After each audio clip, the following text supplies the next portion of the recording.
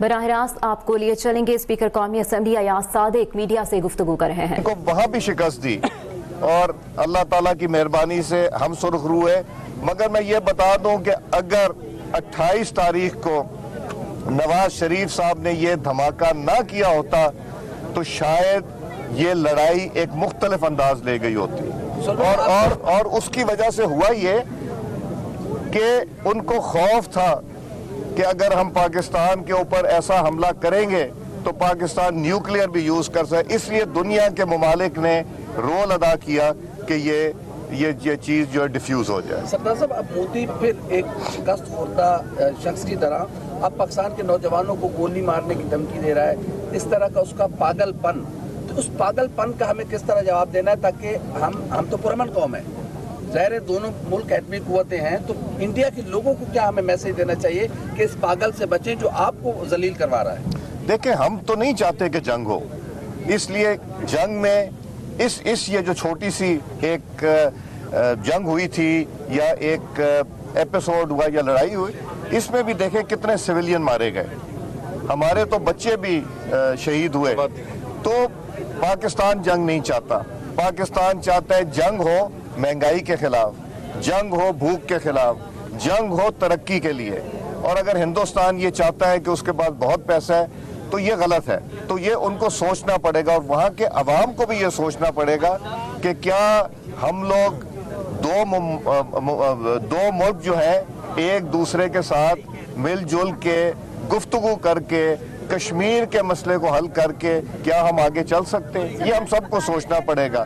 اور جنگ جتنی ہوتی ہیں وہ پھر میز کے اوپر جا کے ان کی ڈسکشن ہوتی ہے. موز کے مذاکرات تھے وہ ابھی ہو رہے ہیں نہیں ہو رہے، اس کے بارے میں یہ بتا دیں اور بتا دیں کہ جو حالیہ کشیدگی ہے اس کے بعد لگتا ہے کہ مسئلہ کشمیر حل ہو سکتا ہے. دیکھیں، مسئلہ کشمیر تو پھر سے اجاگر ہو گیا جیسا پہلے کبھی بھی نہیں تھا. بہت سالوں کے بعد جب انہوں نے 370 لگا کے کیا تھا تو آپ تو صرف 1 منٹ کی سائلنس کر لیں یا وہ اپنے گھروں میں کھڑے ہو کے کرتے تھے.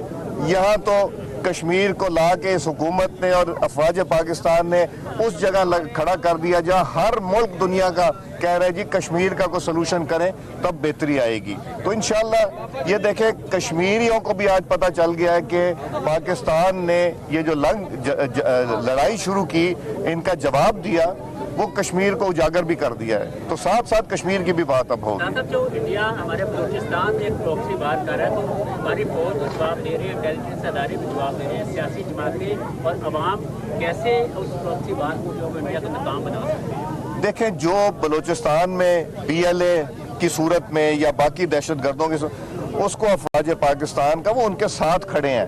یہ نہیں کہ یہ چند 100 لوگ جو ہیں 1500-1600 لوگ جو ہیں جو بلوچستان میں پیسے لے کے جو اوپنلی کہتے ہیں کہ ہم ہندوستان سے ڈکٹیشن لیتے ہیں، ہم را سے ڈکٹیشن، وہ اوپنلی کہتے ہیں، وہ 1500-1600 ہوں گے جو پیسوں کی لالچ میں جو بھی کر رہے ہیں. وہاں کے عوام ان کے ساتھ نہیں ہیں تو عوام بھی پورا رول اس میں ادا کر رہے ہیں. سوال آپ سے بھی کہ اس علاقے میں بہت سارے ترقیاتی کام آپ کروا رہے ہیں، لوگوں کا ایک بڑا مسئلہ ہاسپٹل کا بھی ہے، وہ منامہ ہاسپٹل جس کو دوبارہ تبدیل کر دیا گیا، تو کوئی اس بارے میں بھی کوئی اپنے حلقے کے لوگوں کو کوئی انشاءاللہ ان قریب منامہ ہاسپٹل سے متعلقہ اپنے علاقے کے لیے خوشخبری دیں گے انشاءاللہ.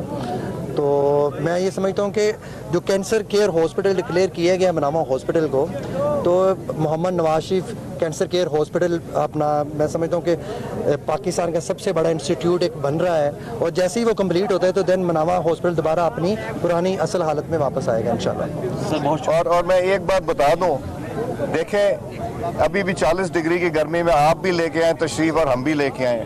یہاں جب میں الیکشن کیمپین میں آیا تو میں کہتا تھا کہ یہ اگر جیت گئے حکومت بن گئی یہ کام کیسے کرائیں گے، مجھے بخار چڑھ جاتا تھا.